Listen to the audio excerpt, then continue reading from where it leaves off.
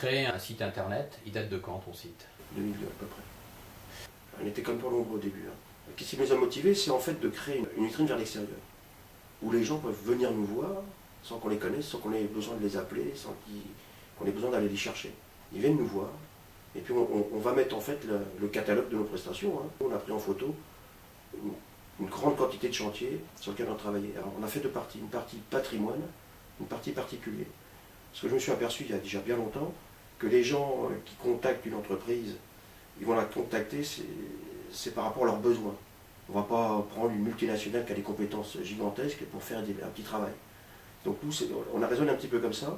Donc la prestation de haut de gamme, travaux sur du monument historique, sur des travaux de restauration exemplaires, c'est une clientèle, c'est une communication. Et le particulier qui a un petit problème de gouttière ou une toiture, ou faire une petite marquise, c'est une autre communication. On a fait une partie aussi qui est une partie touristique, qui est la Bourgogne, et qui représentait en 2009 et 2010, 11% du trafic sur le site. Au départ, c'était pour créer un site, quelque chose qui ne soit pas quelque chose de commercial. On est là pour montrer des belles choses, montrer de l'info, voilà. Donner aux gens. C'est quelque part, c'est donner. C'est pour que le site soit sympa. Voilà. On n'est pas là pour vendre quelque chose, on est là pour dire, regardez, c'est sympa la Bourgogne, c'est sympa le Chablisien, le Tonnerrois. Voilà. C'était pour montrer ça aussi. Alors, depuis le site, et puis tous les autres outils de communication, parce qu'il n'y a pas que le site, l'entreprise va bien, du travail on en a jamais assez, mais on en a. C'est-à-dire que la crise, on l'a passée sans trop de difficultés. Alors grâce au site, grâce à tous les outils de communication.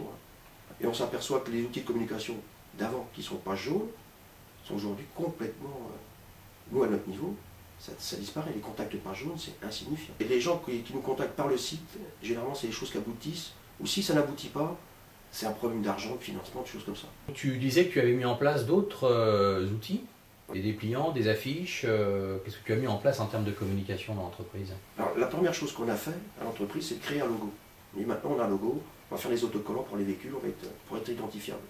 Derrière on va faire les cartes de visite, aussi des plaquettes, des sites internet, etc. Enfin, on crée tout un tas d'outils. Donc on a créé, à la suite du site internet, des plaquettes qu'on a voulu, au même titre que le site internet, bien diviser en deux. Une partie pour les particuliers, une autre partie pour le monument historique et le patrimoine.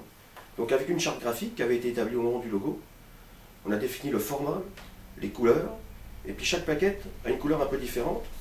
La plaquette patrimoine, monument historique, elle a un côté, enfin l'intérieur qui est plutôt sombre, et puis la plaquette particulier qui a une couleur plutôt claire, un peu plus agressive, sans être non plus aguicheuse. Donc nous avons eu en 2008 un label patrimoine vivant, donc on était la 5e entreprise de charpente en France est labellisée entreprise patrimoine vivant. Alors le logo patrimoine vivant, il est sur la plaquette patrimoine, monument historique, mais il n'est pas sur la plaquette particulier. Parce que comme on est quand même sur un label d'excellence, on va communiquer l'excellence pour les chantiers d'excellence, mais pour les travaux plus basiques, voilà, on n'a pas montré qu'on est des champions. Ça peut faire peur quelque part. Ça fait peur aux clients. Ça fait peur aux clients. Voilà. De montrer qu'on est capable de refaire un clocher gigantesque et quand il faut juste aller remettre 2 tuiles sur un toit, voilà. Les gens ne nous appellent pas, on est trop cher, on est catalogué trop cher, on est dans l'élite, on est trop cher. Et on a créé aussi, là l'année dernière, en fait une affiche que je voulais volontairement qu'il ne soit pas un produit publicitaire, mais qu'il soit un objet finalement de déco presque, voilà. Qu'il soit quelque chose de collector, qu'on a envie de garder. C'est une mosaïque de photos qui reprend 65 églises sur lesquelles on a travaillé. L'objectif, c'était que quand on le donne dans une mairie, dans une collectivité, que ce soit affiché dans le bureau du maire, dans le bureau de la secrétaire de mairie, à l'accueil, n'importe où, ce soit affiché parce que finalement on trouve ça bien. Tu les as retrouvés? Ouais.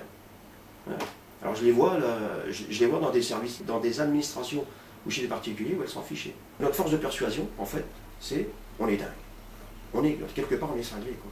Voilà, on est des fous furieux. Et on a envie de montrer aux gens qu'on est des passionnés.